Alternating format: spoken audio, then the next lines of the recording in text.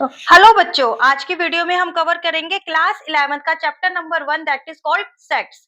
ठीक है, एक बार हम डिस्कस कर लेते हैं इस चैप्टर में क्या क्या हमें पढ़ना है। इस चैप्टर में हमें ये टॉपिक्स पढ़ने हैं। Sets, what are sets, sets होते क्या है। सबसे पहले तो आपको ये पता होना चाहिए सेट्स होते क्या है। Second is sets of numbers, मतलब नंबर्स के यूज करके जो हम सेट्स बनाएंगे उनको हम पढ़ेंगे डिटेल में। रिप्रेजेंटेशन ऑफ सेट, सेट को लिखते कैसे हैं।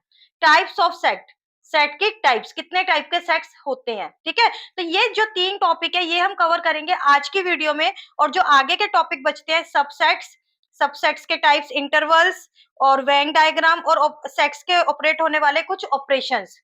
ठीक है, complement is also an operation that is applicable on a set. ठीक है, तो ये सारे हम डिस्कस करेंगे आगे आने वाली वीडियोस में। आज की वीडियो में हम कवर करेंगे ये 3 टॉपिक जो कि आपका कवर कर देंगे। एक्सरसाइज 1.2 तक आपको ले जाएंगे ताकि आप वो एक्सरसाइज कर पाओ। पर इस वीडियो में हम एनसीईआरटी की एक्सरसाइज डिस्कस नहीं करेंगे। एनसीईआरटी सॉल्यूशन के नाम से दूसरी वीडियोस आएंगी, उसके अंदर आपको एनसीईआरटी के सारे सॉल्यूशंस मिल जाएंगे और ये वाली कॉन्सेप्ट वाली वीडियोस देखने के बाद आप एनसीईआरटी के सॉल्यूशंस की तरफ मूव कर सकते हो। ठीक है, तो स्टार्ट करते हैं। First topic is sets. What are sets? A set is a well defined collection of distinct object। well defined set होता क्या है? एक चीज है, जैसे कि आप स्कूल में जाते हो, मोस्ट कॉमन एग्जांपल ले लेते हैं। आप स्कूल में जाते हो, आप नई क्लास में एंटर कर रहे हो, आप 11th क्लास में आए हो। ठीक है, तो आप वहां पर भैया के पास गए, आपने क्या बोला, भैया 11th क्लास का सेट दे दो। सेट मींस एक ऐसा सेट भैया ने बना के रखा हुआ है जिसके अंदर की बहुत सारी बुक्स हैं और वो किसको रिलेट कर रही हैं, सिर्फ 11th क्लास को। अब ऐसा तो नहीं है ना कि 11th क्लास में आपकी 12th की डाल देगा, नहीं, ऐसा नहीं हो सकता।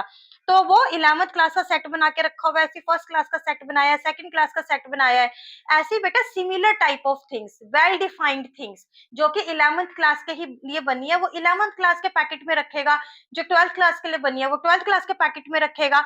तो ये क्या होता है हमारे पास सेट। ये तो बहुत कॉमन, मोस्ट कॉमन एग्जाम्पल मैंने दिया है। ऐसी बहुत चीजों में होता है, जैसे कि जैसे कि टॉपर्स बच्चों का सेट बना लिया। जैसे कि जो बच्चे टॉपर हैं उनके नाम लिख लिए, जो भी नाम है उनके, U V X Y Z जो भी नाम है। ठीक है, और वहां पे स्टेज पे अनाउंसमेंट क्या हो रही है, all the topper students please come on the stage. उस सेट का नाम रख दिया टॉपर्स। टॉपर स्टूडेंट को प्राइज मिलना है तो उनको स्टेज पे बुला लिया ताकि एक एक बच्चे का अलग से ना लेना पड़े, और उनको बता दिया कि भैया तुम हो टॉपर्स की लिस्ट में। और पहले से उन्होंने भी अरेंजमेंट करा हुआ है कि इतने बच्चे हमारे टॉपर्स के हैं तो इतने हमने प्राइज वहां पे रखे हुए हैं, उन बच्चों को मिलेंगे। तो ऐसे बेटा इसमें ये होता है कि हमें, और हमने 11th क्लास का ग्रुप बना दिया। आपको स्कूल्स में ग्रुप क्यों बनाए जाते हैं, 11th ए, 11th बी, 11th सी, 11th डी, ताकि इतने सारे बच्चों को एकदम से ना डील करना पड़े। अलग अलग बच्चों, अलग अलग सेक्शंस में डिवाइड होता है, अलग अलग क्लास टीचर होती है, अलग अलग टीचर उनका देखती है कि किसके कितने मार्क्स आ रहे हैं, कौन बच्चा क्या कर रहा है, कैसा कर रहा है। तो बेटा ग्रुपिज्म, और group is set is a groupism, और वो भी किसी एक आइडेंटिटी के बेस पर। समझ रहे हो आप? Sets is a well defined collection of distinct object. Distinct मतलब अलग अलग ऑब्जेक्ट लिए, पर वो वेल डिफाइंड है। कुछ एक उनकी एक सिमिलैरिटी है जिसकी वजह से हमने उन्हें सेम ग्रुप में डाला है। ठीक है, सेट्स, ये नया टॉपिक है बेटा इसलिए समझा रही हूँ इतने वो देखकर। तो ऐसे ही अब यहाँ पे हमने कुछ एग्जाम्पल लिखे हैं वो समझ लेते हैं। मैं दोबारा से क्लियर करती हूँ इस चीज को। कलेक्शन ऑफ वॉबल्स, अब इंग्लिश के अल्फाबेट्स है लेकिन उनके अंदर क्या है, एक ग्रुप बना दिया हमने, ए ई आई ओ यू, ये तो बचपन से पढ़ते आए हैं, दीज आर वॉवल्स। तो इनका एक जब हमने वॉवल का नाम दिया तो हमारे दिमाग में क्या आया, ए ई आई ओ यू, इनका नाम हमने वॉवल दिया हुआ है। तो ये इसका भी एक क्या बन गया, सेट बन गया। ठीक है, तो इसके अंदर क्या है, सेम क्वालिटी है। सेम क्वालिटी क्या है कि ये वोवल्स है, इंग्लिश अल्फाबेट के हैं और वोवल्स है, तो इनको एक ग्रुप में हमने डाल दिया। ऐसे कॉन्सोनेंट्स का भी ग्रुप हो सकता है। कॉन्सोनेंट्स क्या होते हैं, बी सी, जो कि इनके अलावा बच गए वो सारे क्या होते हैं, कॉन्सोनेंट्स होते हैं। 21 कॉन्सोनेंट्स होते हैं ना, और ये 5 वोवल्स होते हैं। तो ये क्या हुआ, मीन्स की सेट इज द ग्रुप है, एक टाइप का ग्रुप है जिसके अंदर की कुछ सेम क्वालिटीज हैं। Name of reverse in India, देखो रिवर्स के नेम है तो डिस्टिंक्ट ना, अलग अलग रिवर है पूरे देश में कहीं कहीं फैली हुई है, लेकिन वो रिवर्स किस कहाँ की है, इंडिया की रिवर्स है। हम इंडिया की रिवर्स में ये नहीं पाकिस्तान की रिवर्स का नाम डाल दिया, या आपका बांग्लादेश की रिवर्स का नाम डाल दिया, या चाइना की रिवर्स का नाम डाल दिया, नहीं। जो सिर्फ इंडिया से होके पास आउट कर रही है, सिर्फ उन्हीं रिवर्स का हम उसके अंदर नाम डालेंगे तभी वो एक सेट बनेगा। उसके अंदर सेम क्वालिटी क्या हो गई, that are the rivers that belongs to India.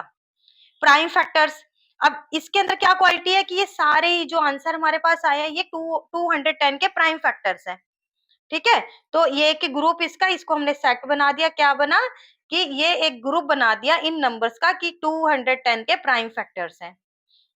इसके अंदर क्या है, ये एक इक्वेशन गिवन है, इसका इसके क्या निकालने, सॉल्यूशन निकालने हैं। देखो solution of the equation is the set, कोई भी इक्वेशन है इसके सॉल्यूशन क्या है, 2 और 3 आ रहे हैं, सोल्व करके देख लेना। तो इसको क्या किया, एक सेट के अंदर डाल दिया, इसके अंदर ग्रुप बना दिया ना, इन दोनों का ग्रुप हो गया। और सेम क्या चीज है इनके अंदर, क्या सेम आइडेंटिटी है दोनों की कि वो इस वाली इक्वेशन के सॉल्यूशन है। समझ रहे हो बेटा, set is a well defined collection, well defined की सेम आइडेंटिटी जो भी हमने उसके अंदर दी है वो उसको सेटिस्फाई कर रहा है। और हम आगे पढ़ेंगे डिटेल में तो आपको चीजें क्लियर हो जाएंगी, आपको कंफ्यूज नहीं होना। अभी तक सिर्फ ये समझो कि it is a group of well defined objects. Well defined means जो कोई सेम आइडेंटिटी को वो फॉलो कर रहे हैं। लेकिन इसमें कुछ और बातें कर लेते हैं कि क्या चीज है ऐसी जो सेट नहीं भी हो सकती। अब आप एक ये देखो, हमने कहा ये सेट है, देखो अब इसके अंदर मैं दोबारा दिखा देती हूँ। इसके अंदर हमने कहा ये सेट है 2 और 3, देखो 2 और 3 के अलावा इसका कोई और सोल्यूशन हो सकता है, नहीं हो सकता ना। अब मैं अपनी मर्जी से नहीं कह सकती इसका सोल्यूशन 1 और 4 रख लेते हैं, चलो मैं अपनी मर्जी से नहीं कह सकती कि इसका सोल्यूशन 2 और 5 रख लेते हैं, नहीं, इसका सोल्यूशन 2 और 3 है तो वही रहेगा। 210, 2, 3, 5, 7 ही इसके प्राइम फैक्टर्स रहेंगे। मैं अपनी मर्जी से 13 नहीं बना सकती इसका प्राइम फैक्टर, मतलब मेरी विश के अकॉर्डिंग नहीं चल रहा या किसी की विश के अकॉर्डिंग नहीं चल रहा, वेल डिफाइंड है ये। अब ये वॉवल्स है, मैं नहीं कहूंगी कि बी सी डी भी तो वॉवल होते हैं, नहीं जी, कैसे लिख सकती हूँ, नहीं, ये वेल डिफाइंड है, डिफाइंड है, ये चीज तो है, सेम आइडेंटिटी है तो है इनकी। इंडिया में जो रिवर बह रही है वो ही बह रही है। ठीक है, तो ऐसे ही हम ये डिस्कस कर लेते हैं कौन सी ऐसी बातें जो कि सेट्स नहीं होती। अब यहाँ पे एग्जांपल देखो, कलेक्शन ऑफ गुड क्रिकेटर्स। अब एक आपके पास सेट आया कि इंडियन टीम के क्रिकेटर्स हैं जो, उनका नाम आया, सेट में लिखना है आपने सबको, या आपको कहीं और की टीम के लिखने हैं, ऑस्ट्रेलिया की टीम के क्रिकेटर लिखने हैं तो उनका भी एक सेट बन सकता है। अब आजकल जो आईपीएल चल रहा है आपका, आईपीएल में जो भी टीम्स बनी हुई है आपकी, मुंबई इंडियंस वगैरह जो भी है, तो मुंबई इंडियन की टीम के नाम लिखने हैं, हाँ भाई वो वेल डिफाइंड है, हाँ वो प्लेयर उसकी तरफ से खेल रहा है, तो हाँ ये एक सेट है। लेकिन मैं कहूं कि इंडिया में गुड क्रिकेटर्स कौन कौन से हैं, उसका एक सेट बनाओ, क्या हो सकता है, नहीं हो सकता। गुड क्या, गुड का मीनिंग क्या होता है, हर किसी का, कोई बॉलिंग में अच्छा है, कोई फील्डिंग में अच्छा है, कोई उसमें अच्छा है, अपना बैटिंग में अच्छा है, तो ये तो पर्सनल वो हो गया ना। देखो, the collection of good cricket players of India is not a set, set नहीं है, क्योंकि good players word is not well defined. Good player क्या होता है, किसी टीचर को कोई बच्चा अच्छा लगता है, किसी को कोई अच्छा लगता है, किसी के अंदर कोई बात होती है, तो good is not a well defined word. It varies according to everyone's perception, हर किसी के नजरों में कोई प्लेयर अच्छा है तो किसी की नजरों में कोई प्लेयर अच्छा है, लेकिन जो इंडिया का प्लेयर है तो वो इंडिया का ही है, उसको तुम ये नहीं बोलोगे वो कहीं और का प्लेयर है। ठीक है, तो ये वेल डिफाइंड वर्ड यहाँ पे आपको सिग्निफाई करता है। The collection of average teachers, average teacher क्या होती है, कोई किसी कैसे अच्छा पढ़ा रही है, कोई कैसे अच्छा पढ़ा रही है। एक टीचर होती है क्लास के 15 बच्चों को अच्छी लगती है, 15 बच्चों को नहीं अच्छी लगती, कोई कहता है बहुत गुस्सा करती है, कोई खुश होता है, गुस्सा करती है तो हम पढ़ लेते हैं, हमें अच्छा लगता है। तो बेटा ये नहीं होता, ये एवरीवन्स परसेप्शन होता है, हर किसी की थिंकिंग होती है, तो उसको हम सेट में नहीं ले सकते। हाँ, वेल डिफाइंड चीजों को, प्रॉपर आइडेंटिटीज को जो हमने लिखी हुई है, उनको जो फॉलो कर रहे हैं वो ही टीचर्स होती है। ठीक है, हाँ, कलेक्शन ऑफ ऑल टीचर्स। अब आपके स्कूल है, आपके स्कूल के टीचर्स का कलेक्शन किया आपने, सारी टीचर्स का नाम लिख दिया, तो वो एक सेट है। समझ रहे हो ना, मैंने खूब समझाने की कोशिश करी है, मुझे ऐसा लग रहा है कि आप बच्चों को समझ आ गया होगा बेटा। अगर फिर भी कहीं प्रॉब्लम रह जाती है तो आप कमेंट सेक्शन में, या फिर मैंने ईमेल आईडी दी हुई है, तो उस पे आप जाकर कर सकते हो, अपनी कर सकते हो, प्रॉब्लम्स मुझे बता सकते हो और फिर मैं उनको क्लियर करने की कोशिश करूंगी। ठीक है, प्रेजेंटेशन ऑफ सेट, हम सेट को लिखते कैसे हैं, सेट तो पढ़ लिया, होते क्या है, अब उनको रिप्रेजेंट कैसे करते हैं। तो उसके लिए बेटा दो दो मेथड्स हैं यहाँ पर, टू मेथड्स हैं, एक है रोस्टर फॉर्म या फिर टेबुलर फॉर्म, इसको क्या बोलते हैं, या तो रोस्टर बोलते हैं या फिर टेबुलर बोलते हैं, मोस्ट कॉमनली रोस्टर बोलते हैं।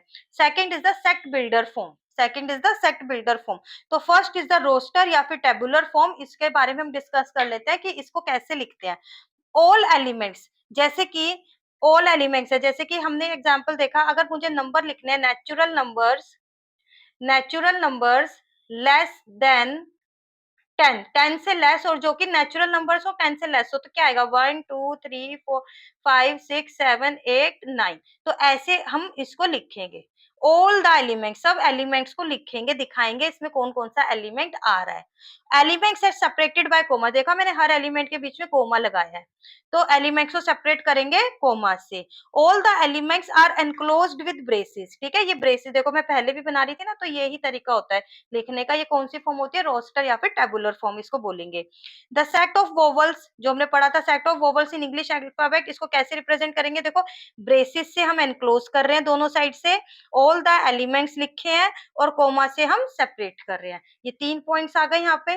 नेक्स्ट होता है, एक होता है, अब जो आप आगे क्वेश्चन सॉल्व करोगे ना, उनमें ये वर्ड यूज होएगा बिलोंग्स टू और नोट। अब आपके पास एक सेट गिवन है AEIOU, एक सेट गिवन है। अब मैं कह रही हूँ इसके अंदर ए इसका एलिमेंट है, हाँ है, तो हम करेंगे ए बिलोंग्स टू वी। ए इसके अंदर एलिमेंट है तो वो उसको बिलोंग कर रहा है। E belongs to V, I belongs to V, O belongs to V, U belongs to V, ठीक है, ये सारे एलिमेंट्स वी को बिलोंग कर रहे हैं। लेकिन क्या बिलोंग नहीं कर रहा, मैं पूछू बी क्या इसको बिलोंग कर रहा है, नहीं कर रहा, तो V B does not belongs to V. F does not belong to V, ठीक है, this is the belongs to, जो उसके अंदर एलिमेंट्स हाँ है तो बिलोंग्स टू, वो एलिमेंट उसके अंदर नहीं है तो डज नॉट बिलोंग टू। ये आपको क्वेश्चन सॉल्व करने में हेल्प करेगा। आप इसको समझ लो बिलोंग्स टू और नॉट बिलोंग्स टू का क्या मीनिंग होता है। नेक्स्ट फिफ्थ पॉइंट क्या आता है कि हम उसको किस ऑर्डर में लिस्ट कर रहे हैं वो कोई मैटर नहीं करता।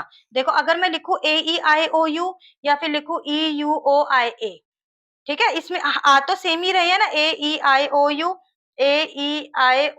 आ तो सेम रहे हैं, पर इन दोनों का क्या है, एलिमेंट्स का ऑर्डर डिफरेंट है, तो उससे कोई फर्क नहीं पड़ता, आप आगे पीछे लिखो कैसे मर्जी लिखो, पर आपके उसके अंदर एलिमेंट्स कंप्लीट होने चाहिए, लिखे हुए कंप्लीट होने चाहिए। एंड सेकंड चीज, अगर आप इसमें रिपीटेशन भी लिख देते हो, अब जैसे देखो यहाँ पे रिपीटेशन है, अब इसको रिमूव करके लिखा तो दोनों की एक ही बात है, ठीक है, दोनों में एक ही बात है। तो जनरली हम रिपीटिव एलिमेंट्स नहीं लिखते। रिपीटिव एलिमेंट्स हम सेट्स के अंदर जनरली जो हम क्वेश्चन सॉल्व करते हैं और करते हैं तो उसके अंदर हम रिपीटिव एलिमेंट्स नहीं लिखते, हम ऐसे ही लिखते हैं। जब रेपिटिव है तो हम इसको ये लिख सकते हैं, तो इसके अंदर कोई दिक्कत नहीं है हमें। अगर इसको है तो हम इसको एक बार ही गिनेंगे टू को, ठीक है, टू टू दोबारा थोड़ा लिखेंगे। जब आ गया टू बिलोंग्स टू सेट का नाम, मान लो एस है, टू बिलोंग्स टू एस, तो एस तो दो बार लिखने का कोई मतलब नहीं बनता उसको, ठीक है। ये क्लियर हो गई होगी आपको roster form. Second form is set builder form. Set builder form में क्या होता है बेटा, जो हमने उसकी प्रॉपर्टी लगाई है, जो हम कह रहे हैं कि ये वाली, ये एक ग्रुप है जिसके अंदर किसके सारे एलिमेंट्स ये वाली प्रॉपर्टी होल्ड कर रहे हैं, तो उसके अंदर क्या है, हम वो प्रॉपर्टी लिख देते हैं। और लिखने का तरीका क्या रहेगा, all the elements of the set possess a single common property, ठीक है, यही हम पढ़ के आए हैं ना कि जो सिंगल कॉमन प्रॉपर्टी, सारे एलिमेंट्स को एक प्रॉपर्टी हम देंगे, वो फॉलो करनी ही होगी, तभी वो उस सेट का हिस्सा आ पाएंगे, अदरवाइज वो नहीं आ पाएंगे, ठीक है। ठीक है बेटा, जो common single common property hold करता है वो ग्रुप बनता है हमारा। डिस्क्राइब्ड एज किस, कैसे लिखते हैं इसको, देखो ये है आपका सेट का नाम, कोई भी हो सकता है सेट का नाम, यहाँ पे मैंने ऐसे रिप्रेजेंट किया है, पर कुछ भी नाम हो सकता है आपका सेट का ना। इसके अंदर प्रॉपर्टी ऑफ एक्स होल्ड्स, क्या कर रहा है, ऐसे लिखेंगे कि ये एलिमेंट है, और इसको बोलते हैं, यहाँ पे कॉलन का साइन लगता है, रीड एज सच दैट, इसको कैसे लिखते हैं, एक्स आएगा, वही वाला एक्स आएगा जो कि यहाँ पर एक प्रॉपर्टी लिखेंगे, आप इसको समझ लो, मैं आगे एग्जाम्पल दे रही हूँ, वो वाली प्रॉपर्टी लिखेंगे जो कि वो वाला एक्स उस प्रॉपर्टी को होल्ड कर रहा है, तो वो यहाँ आ जाएगा, अदरवाइज नहीं आएगा, ठीक है।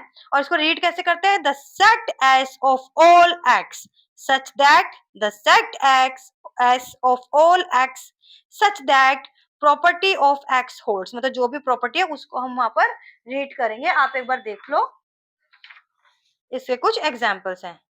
First example, the set of natural numbers which is less than or equals to 8, the set a, the set a for all, इस यहाँ पे हमने मतलब इक्वल के साइन को नहीं पढ़ रहे, पर यहाँ पे हम क्या पढ़ रहे हैं, the set a the set A for all x सच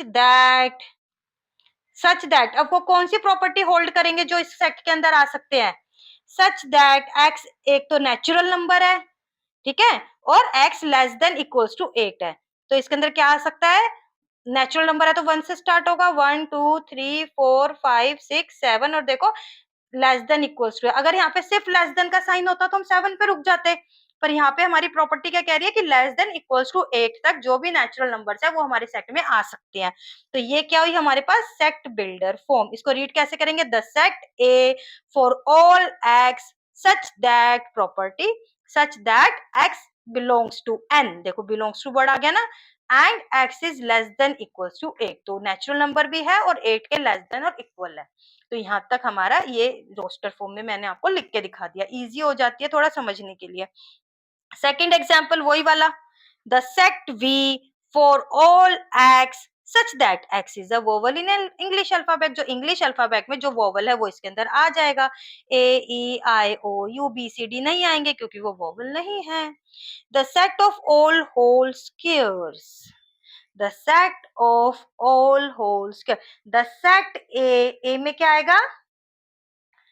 ए में क्या आएगा? Set A for all Y, इसके अंदर सच दैट वाई स्क्वायर आ रहा है, such that y belongs to z, z का मतलब क्या हुआ? जो कि आपको माइनस इन्फिनिटी से -3 -2 -1 0 1 2 3 मतलब इंटीजर है ना, z इज द इंटीजर, तो ये इन्फिनिटी तक ये जाएगा। और इन सब के स्क्वायर्स, इन सब के स्क्वायर्स क्या है आपके?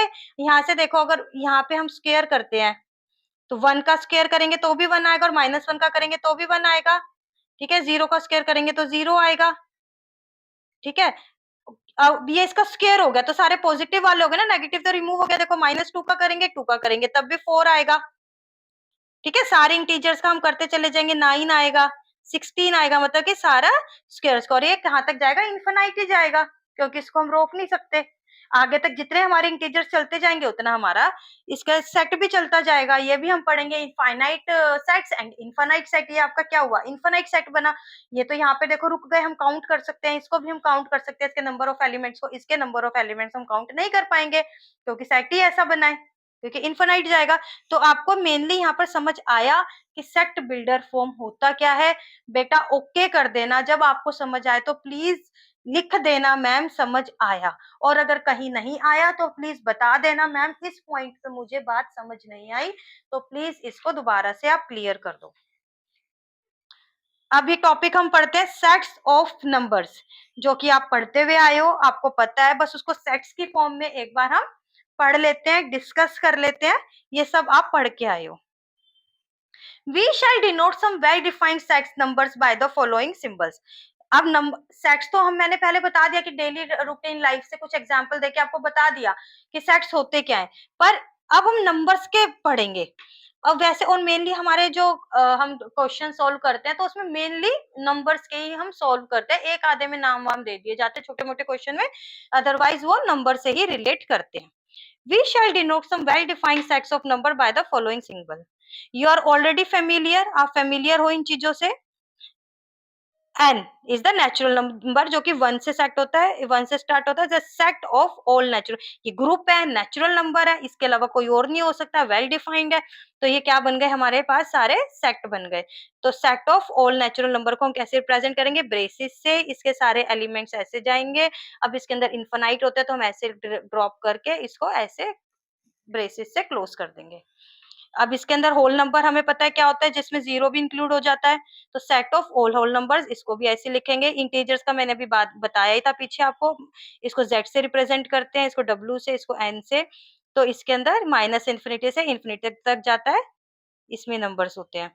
Set of all positive numbers, सिर्फ पॉजिटिव नंबर के अगर हम ले लेते हैं, पॉजिटिव इंटीजर्स अगर हम ले लेते हैं तो सिर्फ ये वाले जाएंगे हमारे रेशनल नंबर्स। रेशनल नंबर कौन से होते हैं? पी बाय क्यू की फॉर्म में होते हैं, इंटीजर्स होते हैं, कोई भी इंटीजर हो सकते हैं, मतलब माइनस नेगेटिव पॉजिटिव कुछ भी हो सकता है, मतलब 1/6 -1/6 2/7 ऐसे वाले, जिसमें कि क्यू जीरो नहीं होता। अगर हमारा डिनोमिनेटर में जीरो नहीं आता, अगर डिनोमिनेटर में जीरो हो जाता है, वो अनडिफाइंड हो जाती है वो चीजें, तो हम उसको नहीं लेते। इस टाइप के नंबर्स रहेंगे देखो, ये 0 है। इस टाइप के रहेंगे, इसको वैसे हम रेशनल नंबर्स को रोस्टर फॉर्म में नहीं लिख पाते, हमारे लिए पॉसिबल ही नहीं है। इतने इनफिनाइट नंबर है, 0 से इसके बीच में इनफिनाइट नंबर है, इन दोनों के बीच में इनफिनाइट नंबर है, क्या-क्या लिखेंगे? इनको तो हम इसलिए लिख पाए कि इनके बीच में जो नेचुरल नंबर्स होते हैं वो यही वाले नंबर्स होते हैं, इनके बीच वाले नंबर को हम कंसीडर नहीं करते, वो रेशनल नंबर्स में आ जाते हैं इनके बीच वाले नंबर, जैसे 0.2, 1/5, 1/5 भी तो 0.2 बना, तो वो रेशनल नंबर्स में इंक्लूड हो जाते हैं। ठीक है? तो इसके अंदर हम रैशनल नंबर्स को रोस्टर फॉर्म में नहीं लिख पाते, ये तो बस मैंने आपको आइडिया के लिए लिख के दिखा दिया आपको। P बाय Q की फॉर्म वाले जो भी हमारे पास रहते हैं, वो क्या होते हैं? रेशनल नंबर्स का सेट बन जाता है और रेशनल नंबर में सारे नंबर्स इंक्लूड होते हैं, आपको पता ही है वैसे तो ये चीज़। अब ऐसे पॉजिटिव रेशनल नंबर हम ले सकते हैं, मान लो P बाय Q की फॉर्म में, तो ये अगर P बाय Q पॉजिटिव है, तो इसके अंदर क्या होगा? P and Q both are positive integers. अगर ये पॉजिटिव रेशनल नंबर आ गया, अगर दोनों नेगेटिव है तब भी पॉजिटिव। ये बड़ी छोटी-सी बात है समझने के लिए, इस चीज़ को लेकर कन्फ्यूज़ होने की ज़रूरत नहीं है। मेन आपका यही है कि आपको रेशनल नंबर्स पढ़ने हैं, ठीक है? रेशनल नंबर को आपको पता लग गया, इरेशनल नंबर में क्या-क्या इंक्लूड हो गया बेटा? -1/1, तो वो क्या बना? -1 ही तो बना, मतलब कि natural number, whole numbers, integers सारे रेशनल नंबर्स के अंदर इंक्लूड हो जाते हैं। ये पॉजिटिव वाले मैंने बता दिया, बस ये कोई ज्यादा खास बात नहीं है। Real number, set of real number, अब सेट ऑफ रियल नंबर्स में क्या हो जाता है? नेचुरल नंबर्स भी होते हैं, होल नंबर्स भी होते हैं, इंटीजर्स भी होते हैं, रेशनल नंबर्स भी होते हैं और इरेशनल नंबर्स भी होते हैं, लाइक √2, √3, जो कि आप अभी 9th-10th क्लास में बहुत ही अच्छे से पढ़कर आए हो। ये सारे रेशनल नंबर्स के अंदर आते हैं, ठीक है? रियल नंबर्स के अंदर, सॉरी, रियल नंबर्स के अंदर क्या क्या आता है आपका? Rational plus irrational. ठीक है, दो नंबर आते हैं हमारे पास, रैशनल और इरेशनल, सारे रियल नंबर्स के अंदर इंक्लूड हो जाते हैं। इनको भी रोस्टर फॉर्म में लिखना पॉसिबल नहीं है, मैंने सिर्फ लिखने की कोशिश करी है यहाँ पे, सिर्फ समझाने के लिए, पर इनको भी लिखना पॉसिबल नहीं है, बहुत ज्यादा नंबर्स होते हैं। और इसके अलावा एक हमारे बनते हैं कॉम्प्लेक्स नंबर्स, ठीक है? उनको हम पढ़ेंगे अभी चैप्टर नंबर 4 में, क्लास 11th में ही पढ़ेंगे, अभी कंफ्यूज नहीं होना उन सबको लेके। तो जितने भी हमारे दो टाइप के नंबर हमने पढ़े, रियल नंबर्स और कॉम्प्लेक्स नंबर्स, रियल में रैशनल और इरेशनल सारे आ गए। मतलब कि क्या-क्या पढ़ा? Natural, whole, integers, rational, rational में ही इंक्लूड हो गए ऊपर वाले तो सारे वो, ठीक है? और इसके अंदर फिर इरेशनल, इरेशनल के अंदर ये आप बहुत अच्छे से 9th-10th में बहुत अच्छे से कवर करके आए हो ये चीजें।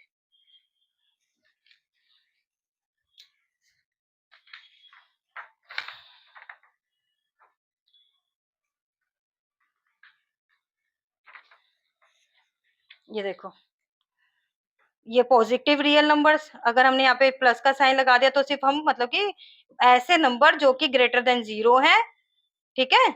Set are for all A greater than 0, सारे ग्रेटर देन 0, पॉजिटिव वाले में ग्रेटर देन 0 होते हैं जो कि रियल नंबर से बिलोंग करते हैं, मतलब √2, √3, जो पॉजिटिव वाले सारे इधर के साइड के मैं दिखा देती हूँ, जो कि इधर 0 से लेकर इधर वाले जो भी पॉजिटिव जाते चले जाएंगे, वो सारे क्या हो गए? पॉजिटिव रियल नंबर्स हो गए आपके। अब ये जो मैंने आपको बताया था कॉम्प्लेक्स नंबर का सेट होता है, जो कि हम चैप्टर नंबर 4th में अपने अच्छे से डिस्कस करेंगे कॉम्प्लेक्स नंबर में। अभी मैं इन चीजों को लेकर कंफ्यूज नहीं करूंगी। अब हमारा नेक्स्ट टॉपिक पे हम आ जाते हैं, types of set. Types of set पर आ जाते हैं बेटा। कितने टाइप के सेट्स पढ़ने हैं हमें? यहाँ पर 6 टाइप के सेट्स पढ़ने हैं। Empty set, first one is the empty set. Empty set से ही पता चल रहा है खाली, जिसके अंदर कुछ भी नहीं है, that is called empty set, ठीक है ना? A set which does not contain any element, इसके अंदर कोई कम एलिमेंट नहीं है, तो इसको क्या बोल सकते हैं? या तो एम्प्टी सेट या फिर नल, नल्ले, खाली, वॉइड, खाली, ठीक है? कैसे डिनोट करते हैं? तो फाई से लिख देते हैं या फिर ब्रेसेस से। ब्रेसेस मतलब इसके अंदर कोई एलिमेंट है ही नहीं, है ना, कुछ नहीं लिखते, मतलब ब्रेसेस लगा देते हैं बस, या फिर फाई से रिप्रेजेंट कर देते हैं। देखो इसका एक एग्जांपल मैं दिखा देती हूँ आपको। देखो ये इसका कोई भी नाम दे दो, the set A for all, the set A for all x such that x belongs to natural number. ये एक नेचुरल नंबर है, पर एक्स क्या है? और दो दो कंडीशंस दी है, एक तो नेचुरल नंबर है, दूसरा एक्स 1 और 2 के बिटवीन आता है। अच्छा आप मेरे को बताओ, नेचुरल नंबर क्या होते हैं? 1 से स्टार्ट होते हैं, 2, 3, 4, 5, इनके बीच वाले तो रेशनल नंबर्स बन जाते हैं ना, जो पॉइंट में आ जाएंगे इनके बीच में। रेशनल नंबर होते हैं वो नेचुरल नहीं होते, नेचुरल तो यही वाले नंबर्स होते हैं। तो 1 और 2 के बीच में क्या कोई रेशनल नंबर आ रहा है? नहीं आ रहा। तो ये क्या बनेगा? इसके अंदर कोई एलिमेंट नहीं आएगा। समझ रहे हो? No natural number between 1 and 2। अब इसके अंदर देखो, ये मैं बार बार आपको रीड करके दिखा रही हूँ सेट बिल्डर फॉर्म में। The set B for all x such that x belongs to natural number, X square is equals to -1। आप बताओ कोई ऐसा नंबर है जिसका स्क्वायर -1 हो जाए? अब मैं -1 का स्क्वायर करूंगी 1 हो जाएगा, -2 का स्क्वायर करूंगी 4 हो जाएगा। ठीक है, क्यूब तो चलो हो सकता है, -1 का क्यूब करेंगे तो -1 आ जाएगा, चलो ये तो मैं मान लेती हूँ, पर स्क्वायर तो किसी का भी आप करोगे तो -1 आ ही नहीं सकता। माइनस में तो किसी का भी स्क्वायर नहीं आ सकता। तो ये क्या हुआ आपका? Null set, empty set, void set, जिस भी नाम से आप इसको बोलना चाहो आप बोल सकते हो, ये बुरा नहीं मानेगा। Next is singleton set. Singleton से समझ आया? जिसमें सिर्फ एक एलिमेंट हो, सिंगल, सिंगल। ठीक है, जो सिंगल है, बेचारा अकेला बैठा हुआ है, वो कोई और नहीं है उसके साथ। A set consisting of a single element is called a singleton set. The set 9 is a singleton, जिसमें एक ही एलिमेंट है। The set A for all x such that, अब इसमें भी दो कंडीशन दे दी। ये एक नेचुरल नंबर है और एक्स स्क्वायर क्या है? 9 है। इज अ सिंगलटन से सिर्फ 3 आया ना। अब आप कई कई बच्चे सोच रहे हैं -3 का स्क्वायर भी 9 होता है और 3 का स्क्वायर भी 9 होता है, तो 2 आ जाते। पर यहाँ पे बेटा एक कंडीशन और दिया, x is the natural number. Natural number तो हमारे स्टार्ट ही इससे हो रहे हैं, -3 तो नेचुरल नंबर है ही नहीं ना, हमें दोनों कंडीशंस को सेटिस्फाई करना है, दोनों प्रॉपर्टीज को सेटिस्फाई करना है। तो हमारे पास यहाँ पर सिर्फ एक ही बचेगा 3, जिसका कि स्क्वायर 9 होता है। ठीक है, ये नहीं आएगा हमारा। ठीक है, सिंगल, जिसके अंदर भी कोई सिंगल एलिमेंट हो गया वो सिंगलटन, जो खाली था वो वॉइड। फाइनाइट, अभी लास्ट टॉपिक में भी मैंने कवर कर दिया था, फाइनाइट जिनको हम काउंट कर सकते हैं। ठीक है, can be listed number of elements. Void भी आ सकता है इसके अंदर, क्योंकि उसके अंदर नंबर ऑफ एलिमेंट्स क्या है? 0 है। सिंगलटन भी आ सकता है क्योंकि नंबर ऑफ एलिमेंट 1 है, मतलब जो अभी तक दो हमने ऊपर पढ़े वो भी एक फाइनाइट सेट है, because we can count the number of elements of them. तो ये क्या हुआ आपका? Element where n is equals to 0, इसमें एलिमेंट्स है और इसको रिप्रेजेंट कैसे करते हैं? n of a। b है तो n ऑफ b, जो भी सेट का नाम है वो अंदर आ जाता है ब्रैकेट के। तो आपसे नंबर ऑफ एलिमेंट्स पूछेगा तो ये आता है। ठीक है, set of even natural number, जो नेचुरल नंबर होते हैं वो तो हमारे पास इनफाइनाइट होता है, पर इवन नेचुरल नंबर जो कि लेस देन 100 है, इवन भी है और लेस देन 100 भी है, तो उनको हम काउंट कर सकते हैं, जैसे 2 4 6 8 10 12 14, ऐसे हम कहाँ तक जाएंगे? 98 तक काउंट कर लेंगे उनको, क्योंकि लेस देन 100 है ना, तो 100 को इंक्लूड नहीं करेंगे, तो हम उनको काउंट कर सकते हैं। They are called finite sets. अब एक वर्ड उन्होंने बोल दिया कार्डिनल नंबर। कार्डिनल नंबर क्या होता है? वही जो नंबर ऑफ एलिमेंट्स है, जो नंबर ऑफ एलिमेंट्स है उन्हीं को नया नाम दे दिया कार्डिनल नंबर। बस आप ध्यान रखना, कार्डिनल नंबर आ जाए ना, बस एक नॉलेज के लिए बता रही हूँ, आपको कंफ्यूज नहीं होना कार्डिनल नंबर से। अगर कहीं एग्जाम में लिखा हुआ आ जाता है या कोई बोल देता है या फिर किसी रेफरेंस बुक को आप ले रहे हो वहां पे कार्डिनल नंबर लिखा हुआ है, तो आपको बस कंफ्यूज नहीं होना। कार्डिनल नंबर का वही मीनिंग है कि नंबर ऑफ एलिमेंट्स, वही number of elements in that set. अब ये नंबर ऑफ डब्ल्यू क्या हुआ? 1 2 3 4 5 6 7, बस। ठीक है, इसको ऑर्डर भी बोल सकते हैं, कार्डिनल नंबर भी बोल सकते हैं, ऑर्डर ऑर्डर ऑफ डब्ल्यू भी बोल सकते हैं, बस। इसका और कोई इससे ज्यादा कोई मतलब नहीं है। इनफाइनाइट सेट, इनफाइनाइट वही जिसको हम काउंट नहीं कर सकते। कितना इजी चल रहा है ना, बस अब ध्यान से समझना, बहुत इजी है, मतलब नाम से ही चीजें निकल रही है। A set whose elements cannot be counted is called an infinite set. बस, infinite numbers। G is the set of all points। एक प्लेन, एक G है, एक सेट है, जो उसमें क्या है? Set of all point. एक पॉइंट, एक प्लेन दे दिया आपको, उसमें पॉइंट्स है बेटा, इनफाइनाइट होंगे ना, आप कितने कितने बना सकते हो? तो मैं सिर्फ इतना सा एग्जांपल ले रही हूँ, तब भी नहीं बना पा रही, तो हम उसके पॉइंट्स को काउंट नहीं कर सकते। तो ये क्या हुआ? इनफाइनाइट नंबर ऑफ टर्म्स हो गई इसके अंदर, नेचुरल नंबर। ठीक है, ये डॉट डॉट डॉट डॉट क्या शो कर रही है? Showing infinite number of terms. Set of integers, वही इधर भी इनफाइनाइट, इधर भी इनफाइनाइट, इधर से चल रहे हैं, इधर पॉजिटिव जा रहा है, इधर नेगेटिव। ऑल इनफिनाइट सेट्स, जो कि हमने लास्ट में पढ़ा कि वो जो मैंने आपको बताया था रेशनल नंबर्स के, रियल नंबर्स के, ठीक है, वो सेट्स को हम कि सारे इन्फिनाइट सेट्स को हम डिस्क्राइब नहीं कर सकते रोस्टर फॉर्म में। ये तो बड़े सिंपल से नंबर दिख रहे हैं, तब भी हमने थोड़ा सा करके दिखा दिया, वरना नहीं कर सकते। For example, the set of real numbers can not be described in this form because the elements of this element do not follow and कोई पर्टिकुलर पैटर्न नहीं है ना बेटा। अब इसके अंदर तो पैटर्न है, अभी 1 2 3 4 लेगा, नेगेटिव में भी 1 2 3 4 लेगा, पर इसके अंदर क्या पैटर्न है? मैं कह रही हूँ रियल नंबर में तो आपका √2 भी आ रहा है, √3 भी आ रहा है, नेगेटिव की तरफ भी आ रहा है, पॉजिटिव की तरफ भी आ रहा है, 1/4 भी आ रहा है, सब कुछ आ रहा है ना। 0.002 भी आ रहा है, 0.02 भी आ रहा है। तो इन चीजों को हम रोस्टर फॉर्म में नहीं लिख सकते क्योंकि उसमें कोई पर्टिकुलर पैटर्न नहीं होता। ठीक है, यहाँ पे हम क्यों नहीं कर सकते? क्योंकि because they do not follow any particular pattern. Next is equal sets. अब हम पढ़ेंगे equal set and equivalent set. दो टाइप के सेट्स में आपको पढ़ाऊंगी, equal sets and equivalent sets में आपको पढ़ाऊंगी। अब इक्वल सेट्स क्या होते हैं? इक्वल सेट्स वो होते हैं जिसके नंबर ऑफ एलिमेंट सेम होते हैं एंड ईच और एवरी एलिमेंट भी सेम होता है। देखो 1 2 5 1 2 5, वो तो हमने पढ़ा था कि ऑर्डर कोई मैटर नहीं करता, अब वो आगे पीछे लिखे हुए कोई बात नहीं, लेकिन ये इक्वल है। ठीक है, ए 1 2 3 4, 3 रिपीटेड है कोई बात नहीं, 1 2 3 4 ये है, तो ये क्या है? इक्वल है। Repetition of an element does not affect, repetition का कोई फायदा नहीं है, हम ए को भी ऐसे लिख सकते हैं 1 2 3 4, तो ये भी हमारा ठीक है। रिपीटेटिव को हम रिमूव कर सकते हैं, कोई इससे हमारे इश्यू नहीं आता।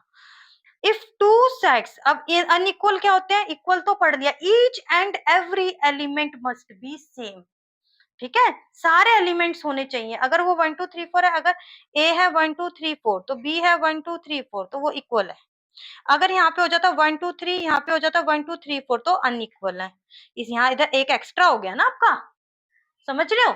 यहाँ पर एक एक्स्ट्रा एलिमेंट आ गया जो कि एप्लीकेबल इसके अंदर हमारे इक्वल सेट्स में नहीं आएगा।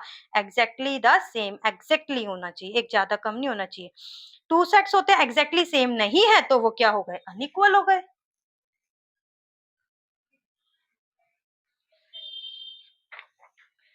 जैसे आप इसके अंदर देखो, सेट ए है 1 4 3 7, इसके अंदर है 1 4 7 3 इज मिसिंग, तो A is not equals to B. A क्या है? MWF TTH है, तो टोटली डिफरेंट है, अनइक्वल। अब लास्ट टॉपिक इसका क्या आता है? लास्ट क्या रह गया इसके अंदर? Equivalent sets. अब इक्विवेलेंट, इक्वल तो पढ़ लिया, अब इक्विवेलेंट। कई बच्चे सोचते हैं इक्वल और इक्विवेलेंट एक ही बात होगी, नहीं, इक्वल और इक्विवेलेंट सेम चीज नहीं है, तो इक्विवेलेंट भी हम यहाँ पर एक बार डिस्कस कर लेते हैं। दो सेट है, set to be equivalent, infinite नहीं, टू टू फाइनाइट सेट्स में हम बता सकते हैं कि इक्विवेलेंट है या नहीं है। ठीक है, ये नहीं आएगा। Two finite sets, number of A number of B अगर इक्वल है, इसमें सिर्फ नंबर से एलिमेंट नहीं। अब जैसे ये वाला देखो, ये इक्वल नहीं है पर ये इक्विवेलेंट है, क्योंकि हमने क्या देखा? नंबर ऑफ ए 3 है, नंबर ऑफ एलिमेंट्स भी 3 है, तो ये क्या है? इक्विवेलेंट तो है पर इक्वल नहीं है, क्योंकि ईच और एलिमेंट अलग है, एलिमेंट्स अलग हैं। Number of A are the number of element set A set B, और इसको रिप्रेजेंट कैसे करते हैं? A is equivalent to B. ठीक है, अब 1 2 3 ABC दोनों के नंबर सेम है तो वो इक्विवेलेंट है। ऐसे नेक्स्ट एग्जांपल यही वाला जो मैंने आपको डिस्कस कर ही लिया, इसमें नंबर ऑफ एलिमेंट्स तो सेम है तो ये इक्विवेलेंट है बट इक्वल नहीं है। देखो इक्विवेलेंट है but not equal. whenever a is equals to b then this, अगर a is equals to b है, अगर a is equals to b का मतलब क्या हुआ? कि उनके अंदर के एलिमेंट्स भी सेम है, नंबर ऑफ एलिमेंट सेम है, सब कुछ सेम है। अगर कम ज्यादा होंगे तो इक्वल ही नहीं होगा ना। अगर यहाँ पे मैं ए ले रही हूँ 1 2 3 4 और यहाँ पे बी ले रही हूँ 1 2 3, अगर नंबर एलिमेंट्स कम ज्यादा तो इक्वल ही नहीं हुआ। ठीक है, number of A is equals to 4 है, number of B is equals to 3 है, तो अगर इक्वल है तो इक्विवेलेंट होगा ही होगा, इक्वल है तो इक्विवेलेंट होगा ही होगा। लेकिन अगर इक्विवेलेंट है, ये वाला केस आपका इक्विवेलेंट तो है पर इक्वल नहीं है, तो आपको क्या समझना है? अगर इक्वल है, जो हमने पहले पढ़ा है इक्वल, अगर है तो इक्विवेलेंट होगा ही होगा। अगर इक्विवेलेंट है तो जरूरी नहीं है कि वो इक्वल होगा ही होगा, हमें अंदर के एलिमेंट्स चेक करने होंगे उसके, इक्वल तभी होगा वो। ठीक है बेटा, तो आज का लेक्चर यही कंप्लीट होता है। बेटा इसके अंदर हम बड़ा सिस्टमेटिक चलेंगे, अब इसके अंदर मैं नेक्स्ट टॉपिक करवाऊंगी आपको सबसेट। सेकंड वीडियो में हमारे पास क्या आएंगे, इसके सबसेट्स वाले टॉपिक में कवर करूंगी। आपको अच्छे से पढ़ना है बेटा, सारे कॉन्सेप्ट्स क्लियर कर लो। मेरे को बस सबसे बुरी बात बच्चों में यही लगती है, वो क्या करते हैं, बड़ी बड़ी बुक्स की तरफ भागने लगते हैं। मैम आर डी शर्मा कर ले क्या, मैम कौन सी बुक अच्छी आ रही है, चलो बहुत अच्छी बात है बेटा करो, लेकिन सबसे पहले आपको ये छोटी छोटी बातों पे फोकस करना ही होगा। जब तक आप इन छोटी छोटी बातों को, इन कॉन्सेप्ट्स को क्लियर नहीं करोगे तो उन क्वेश्चन आपसे कवर नहीं होंगे। आप हर एक क्वेश्चन अलग अलग से थोड़ी ना समझ सकते हो। अगर आपके पास 100 क्वेश्चन दिए हुए हैं तो 100 के 100 क्वेश्चन में अलग कुछ ना कुछ सेम ही होते हैं, पर छोटी छोटी चीजें क्या होती हैं, वो डिफरेंट कर देते हैं, छोटी छोटी, बस इधर का उधर कर दिया हल्का सा, उसी में बच्चे कंफ्यूज हो जाते हैं। क्यों हो जाते हैं, क्योंकि कॉन्सेप्ट क्लियर नहीं है। बेटा मैथ्स में यही फंडा है और यही प्रॉब्लम है, यही रीजन है कि बच्चे को मैथ से फोबिया हो जाता है। और रीजन यही है कि आपका कॉन्सेप्ट क्लियर नहीं है। जब आप दिमाग से कॉन्सेप्ट समझोगे तो बेटा आपकी सारी चीजें क्लियर हो जाएंगी। तो चलो इस वीडियो को हम यहीं ओवर करते हैं। आपकी नॉलेज के लिए मैं बता दूं, अब इसकी सेकंड वीडियो आएगी सबसेट्स की, तो आप उसको जरूर देख लेना। और हमारे एनसीईआरटी की सॉल्यूशंस पे मेरा काम चल रहा है, और एनसीईआरटी के सॉल्यूशन जैसे ही आपका फर्स्ट चैप्टर पूरा कंप्लीट हो जाएगा, मैं एनसीईआरटी के complete solution with exercise wise आपके सारे अपलोड कर दूंगी। आप अच्छे से एनसीईआरटी और एनसीईआरटी एग्जाम्पलर अच्छे से कवर कर सकते हो उसमें से। ठीक है बेटा, थैंक यू सो मच। अगर आपको वीडियो अच्छी लगी तो अपने फ्रेंड्स के साथ शेयर कर देना, ज्यादा से ज्यादा शेयर करना, ताकि अभी समर वेकेशंस जो चल रही है इसमें आप ज्यादा से ज्यादा फायदा उठा पाओ और जल्दी से जल्दी अपना कोर्स कंप्लीट कर पाओ। Thank you so much.